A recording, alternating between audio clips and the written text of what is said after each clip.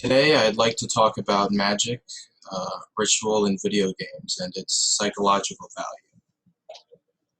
Been into video games for a number of years, and I've always been interested in magic. I've been contemplating the psychological value of video games.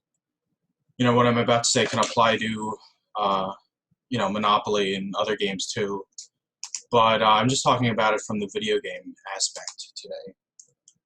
So, yeah, a lot of people think about video games as, just a time waster. It's a fun thing to do. But like a lot of other mundane or seemingly mundane things, there can be another dimension to it, whether or not you realize it. And if you're focusing on that other dimension to it, it can be a lot more valuable. But sort of the symbolic or ritualistic act of playing video games has an effect on somebody's consciousness, whether or not they realize it. And I don't know, just to give you an example, I've been playing this game that a friend of mine introduced me to, Teamfight Tactics. And you have your team that you buy from this shop over time, and you place them on this grid, and they fight the other team, and you win or you lose, and go through all these different rounds. But the characters that you buy in the shop, if you get 3 of them, they combine into one character who's of a higher tier and has better health and attack and stuff. And you can get the second tier, and then if you get 3 of the second tier, then you can get the third tier, which is like the most powerful version of that character.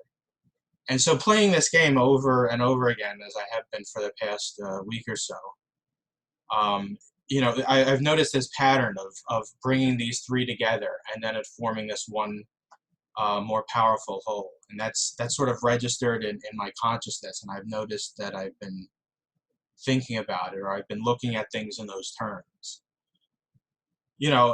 People make the argument that, like, violent movies and video games will, corrupt you and mess with your mind. And, I think there's some value to that. There's some truth that if, you're looking at negative stuff all the time, it's going to affect you. I mean, you also have to take into consideration how your mental fortitude, and if, you can deal with that stuff and not really be affected by it, or not that much. But, the same can be true of the positive aspects of it.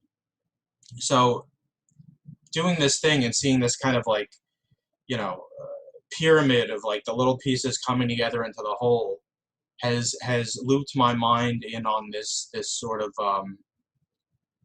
this way of looking at things. And I haven't completely, brought that idea to something concrete, but I've noticed it sort of come out of this game that I'm continually playing.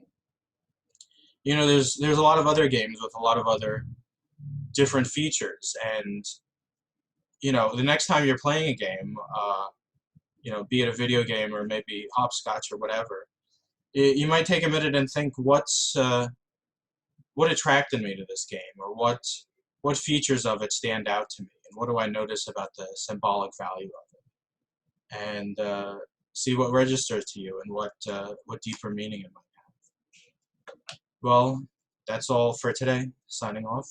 It's Joshua Vervoort. Be safe out there, everyone. Bye-bye.